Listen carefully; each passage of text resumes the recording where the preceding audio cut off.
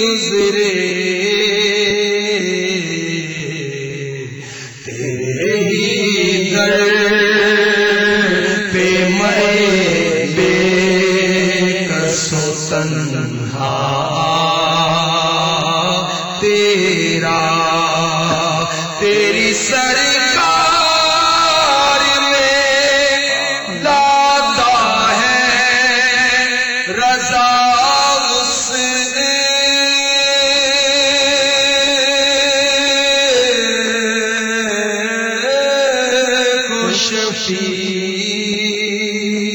جو میرا غوث ہے لاڈلا بیٹا تیرا واہ کیا جود و کرم ہے شہ بطحا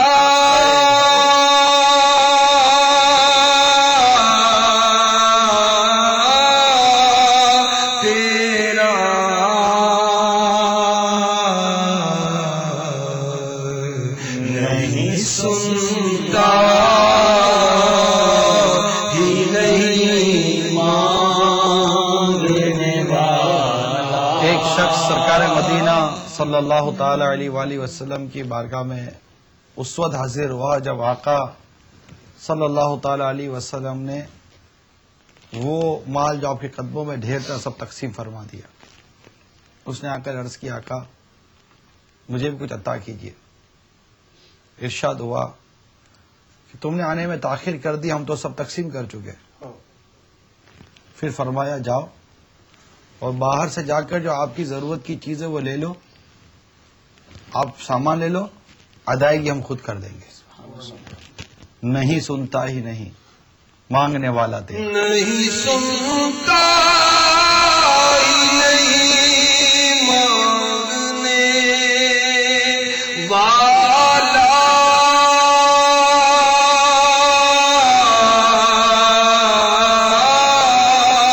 تیرا۔ یا رسول اللہ یہ آپ کی شان ہے کہ نہیں سنتا ہی نہیں مانگنے والا دے رہا۔ کیا جود و کرم ہے شہبت تیرا۔ سبحان اللہ سبحان اللہ صلو علی الحبیب صلی اللہ علی محمد توبوا الی اللہ استغفر اللہ صلو علی الحبیب صلی اللہ علی محمد۔ آئیے سب سے پہلے ہم سب اپنا مدنی مقصد دہرا لیتے ہیں۔ مجھے اپنی اور ساری دنیا کے لوگوں کی اصلاح کی کوشش کرنی ہے انشاءاللہ عز و جل۔ ہم نے پچھلے سلسلے میں مینا کی طرف ابھی روانگی ہماری ہوئی نہیں تھی۔ یہ ارشاد فرمائیے کہ مینا روانگی جب ہوگی تو مینا پہنچ کر پہلا کام یہ ہے کہ شیطان کو کنکریاں مارنی ہیں۔ یہ کنکریاں کہاں سے ملیں گی ہمیں؟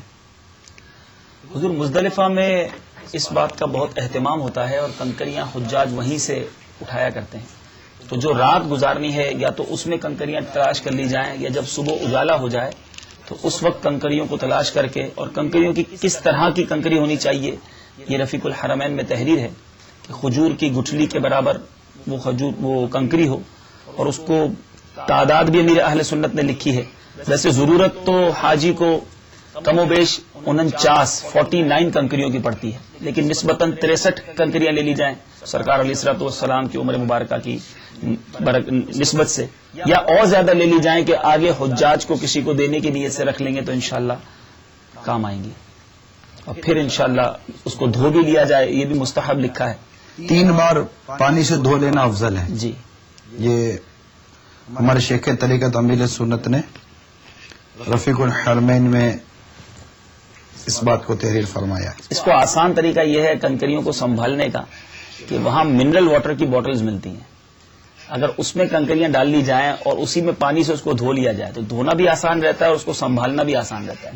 ورنہ بعض اوقات جیب میں رکھ لی جاتی ہیں, وہ احرام کے بیلٹ میں رکھتے ہیں, تو اب وہ ایک ایک کنکری کو تلاش کرنا اور رمی کے وقت تو مشکل رہتی ہے. اگر بوٹل ہاتھ میں ہوتی ہے تو حجاج آسانی سے اسی کو دھو لیا جائے, اسی بوٹل کے اندر دھو لیا جائے, پھر اس پانی کو نکال لیا جائے. چھوٹی بوٹل جو ہے نا, وہ ہر حاجی اپنے لیے اپنے حساب کی کنکریاں کر کے اس بوٹل کو بیلٹ میں پھنسا بھی سکتا ہے, اپنے بیگ میں بھی رکھ سکتا ہے, تو آسانی رہتی ہے. لبیک کا سلسلہ جاری رہے گا. ہاں, لبیک کا سلسلہ تو جاری رہے گا. یہ تو جب پہلی کینکری ماریں گے تو اس وقت اس کا سلسلہ موقوف ہوتا ہے, اس سے پہلے لبیک کا سلسلہ جاری.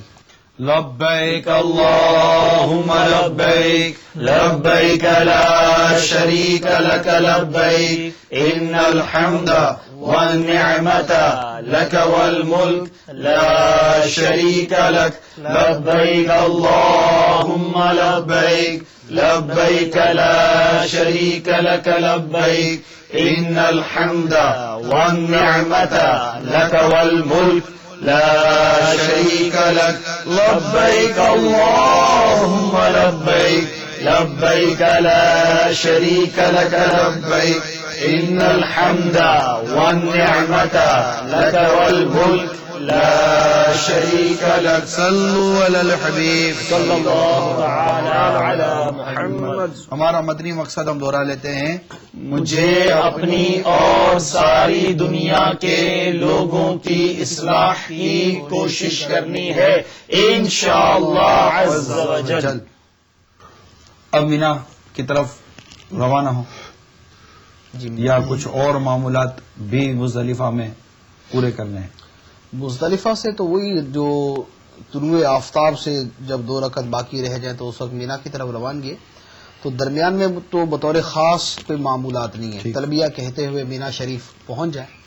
ادھر جائیں گے یا وہاں بھی کوئی کنوینس؟ وہی کنوینس حضور, اب مینا مزدلفہ سے مینا جانا جو ہے یہ کنوینس میں ممکن نہیں رہا. تو یہاں سے اب جو کنوینس کے ذریعے مزدلفہ آیا بھی ہے, بسیں عموماً اسے چھوڑ کر چلی جاتی ہیں. اب تمام حاجیوں نے مزدلفہ سے مینا پیدل ہی جانا ہے, اور مزدلفہ مینا سے بالکل ملا ہوا ہے. جہاں مزدلفہ کا اینڈ کا بورڈ ہے وہیں مینا اسٹارٹ کا بورڈ ہے, یعنی بالکل ایک ساتھ جڑا ہوا ہے مزدلفہ اور مینا. اب فاصلہ نہیں ہے, مزدلفہ کا میدان ختم ہوتے ہی مینا کا میدان شروع ہو جاتا ہے, تو وہ بالکل ملے ہوئے ہیں. اور اب اصل چیز یہ ہے کہ پہلے تو اب بھی لاکھوں حجاج ڈائریکٹ کنکری مارنے جاتے ہیں, لیکن اب معلم کی طرف سے ہر خیمے کو ایک وقت دے دیا گیا ہے تاکہ یہ حادثات سے بچنے کے لیے ایک اوقات کار کا بورڈ لگا دیا جاتا ہے کہ آپ کے خیمے کی کس وقت رمی کی باری ہے, تو اسی کو فالو کرنا چاہیے. سب حاجیوں کو دیکھا دیکھی میں پہلے نہ جائیں, کیونکہ اس وقت حجاج کے پاس سامان ہوتا ہے. اور یہ بھی میرے حاجی اسلامی بھائی حجنے دھیان رکھیں کہ اگر آپ مزدلفہ سے ڈائریکٹ رمی کرنے جا رہے ہیں تو آپ کا سارا سامان آپ سے لے لیا جائے گا. اگر آپ جمرات کے پل پر پہنچیں گے, وہاں پولیس والے کھڑے ہوں گے, آپ کا سامان آپ سے وہ لے لیں گے اور وہ سامان آپ کا ضائع ہو جائے گا. تو برائے کرم ڈائریکٹ رمی کرنے نہ جائیں, پہلے اپنے خیموں پر جائیں, اپنا سامان وہاں پر رکھیں, کچھ دیر آرام کرنا چاہیں آرام کر لیں, اور جو وقت آپ کو دیا جائے اس وقت کے مطابق رمی کریں تو آسانی نہیں ہے زیادہ, کیونکہ یہ مزدلفہ سے جمرات کی طرف جاتے ہوئے اب یہ پہلے جائیں گے اپنے خیموں کی طرف. جی, اب خیموں میں جائیں گے, وہاں سامان رکھیں گے, پھر دوبارہ یہ جائیں گے جمرات کی طرف. دیکھیں یہ زحمت اس لیے نہیں ہے کہ مزدلفہ اینڈ آف دا مینا ہے, یعنی یہاں سے مینا شروع بھی ہو رہا ہے اور جمرات کی طرف سے اختتام بھی ہو رہا ہے, اور جمرات جو ہے وہ مینا کے ایک دوسرے کونے پر ہے, تو خیمے سارے اس سے پہلے ہی ہیں. اچھا, آپ اپنے خیموں میں جا کر کوئی راستہ آپ کا طویل نہیں ہو جائے گا, آپ اسی راستے میں جاتے ہوئے اپنے خیموں میں چلے جائیں گے. اور مسئلہ یہ ہے کہ اگر سارے ہی حاجی رمی کرنے چلے جائیں گے تو وہاں حادثہ ہو جاتا ہے. تو یہ جو اوقات کار بنائے گئے وہ اسی لیے بنائے گئے ہیں کہ کون سا خیمہ نمبر کس وقت جائے گا تاکہ رش نہ. ابھی تو منزلیں بن گئی ہیں نا, وہ پل بنا دیے ہیں, تو اب بھی رش کی یہی کیفیت ہوتی ہے. اصل میں یکدم جو ہے تقریباً کوئی 30 سے 35 لاکھ کے درمیان حاجی ہوتے ہیں.